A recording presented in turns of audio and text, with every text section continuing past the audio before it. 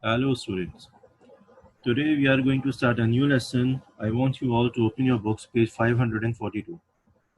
On this page we have water compounds.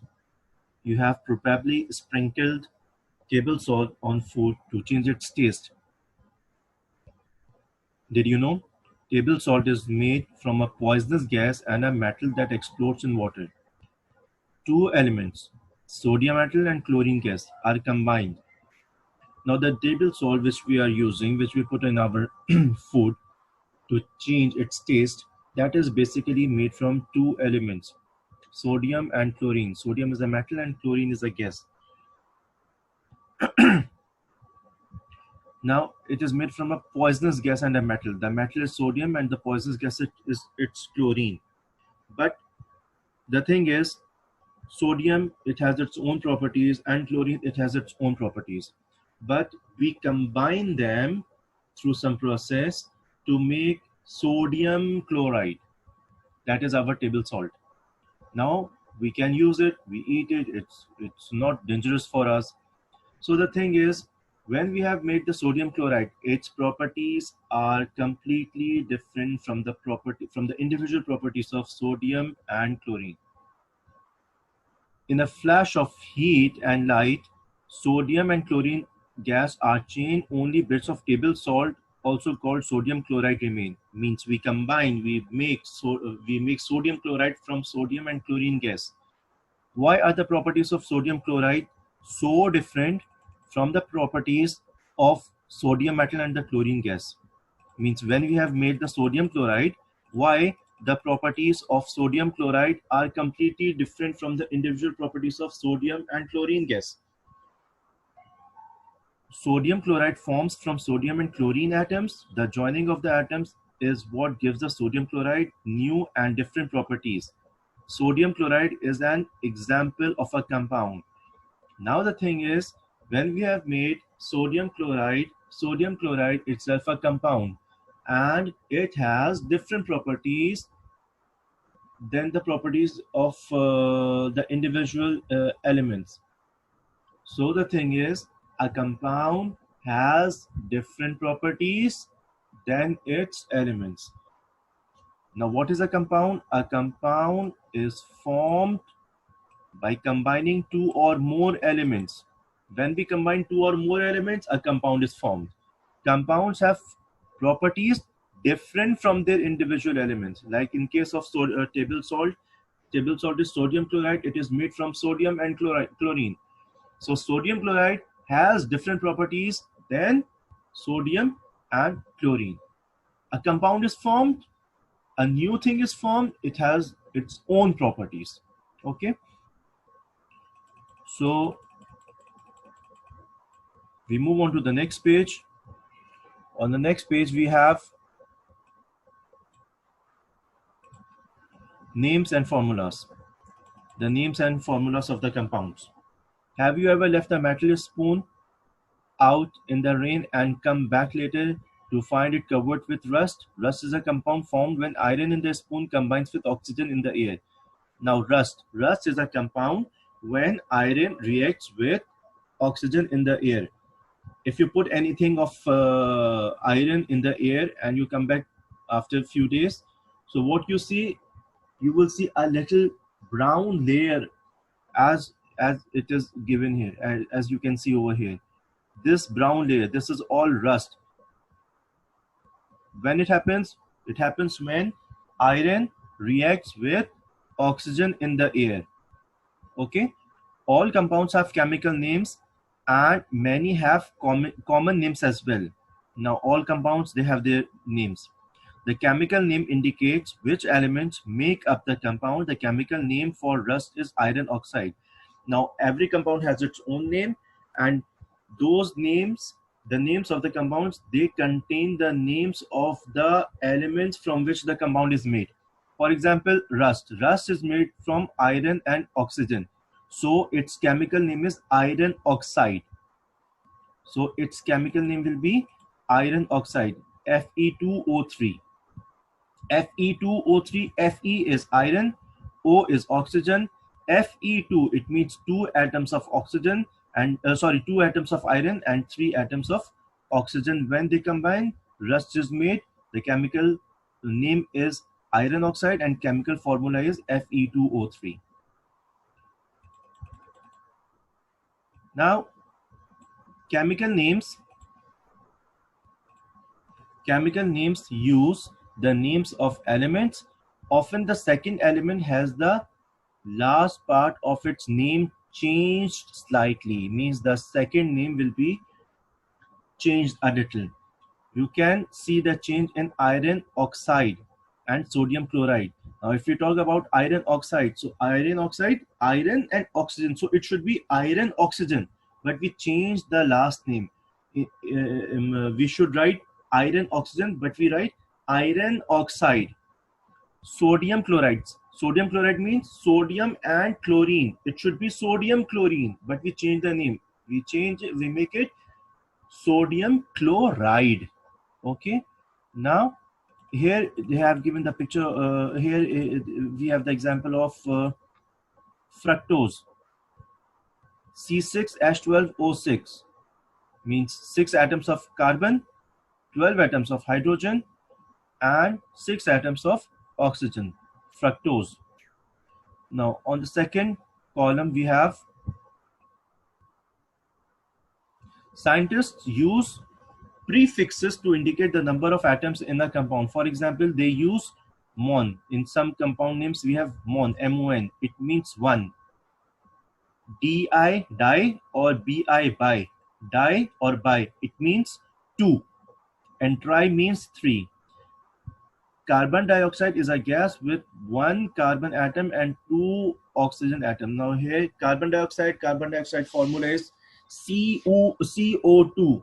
C1 means 1 atom of carbon, O2, 2 atoms of oxygen. Compounds have chemical formulas, just like carbons have chemical formula, just like the elements you have learned about. Compounds, however, have more than one elemental symbol because they are made from one or more kinds of elements. Now here they are saying that the chemical formula, it will have one or more than one, usually more than one symbols. Like for example, rust, iron oxide. Iron oxide means iron and oxide, iron and oxygen. So Fe for iron and O for oxygen. This formula tells us that 2 iron atoms combine with 3 oxygen atoms to form iron oxide. Like water, formula is H2O. H2O means 2 atoms of hydrogen combined with 1 atom of oxygen, and we get the compound called water. On the next page we have what are chemical changes.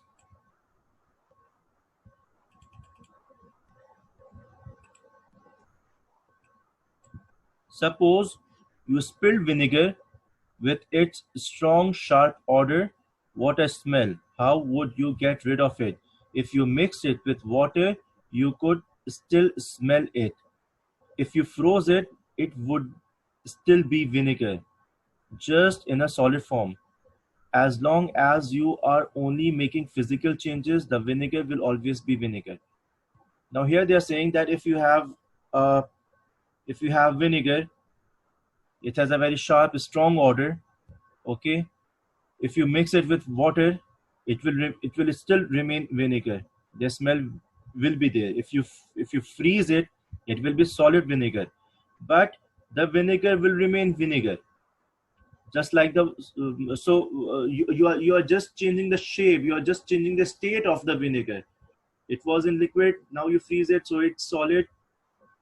You are just changing the physical state. This is a physical change, not the chemical change. Just like the water, you freeze it, it will become ice, solid water, but it is still water, but the state is changed. So this is a physical change, not a chemical change. To remove the vinegar, you have to change it chemically. If you want vinegar to be made something else, so a chemical change is required. You have to change it chemically. Chemical changes occur when atoms chemical changes occur when atoms link together in a new way to create substances from the original substances. This is known as the chemical reaction. You have to make chemical, if you want to make chemical changes, you have to make a chemical reaction. What happens in chemical reaction? In chemical reaction, things combine and they form a new thing. Things combine and a new thing is formed. For example, an example is given here. If you combine baking soda with vinegar, a chemical change occurs. If you make a reaction of vinegar with baking soda, so that will be a chemical change. The baking soda changes and bubbles form. The bubbles are a new substance. See here they have given. Here you have the baking soda and here they are adding the vinegar. Bubbles of carbon dioxide form when baking soda reacts with vinegar. Bubbles will be made. So that indicates that this is a chemical reaction. Also, a new white solid is left behind. The new substances that form have different properties than the vinegar and the baking soda. And the new thing, the new white solid that is left, that will be a new thing made from baking soda and the vinegar, and it has different properties because it's a new thing. So it has the properties different than the baking soda and the vinegar. The bubbles are a gas and the white solid does not react with vinegar. Okay, now during a chemical reaction, atoms in the baking soda and vinegar link together in new ways because the new thing is formed from baking soda and vinegar. So the atoms, they will arrange themselves and they will make a new pattern and a new thing will be formed.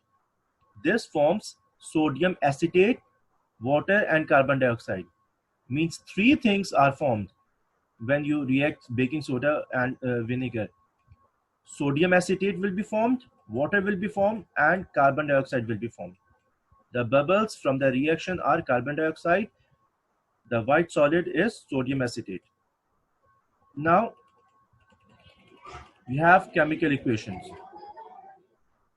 In chemical equations, in studying maths, you probably have seen equations like 2 plus 2 is equals to 8 or 3 plus 7 is equals to 6 plus 4.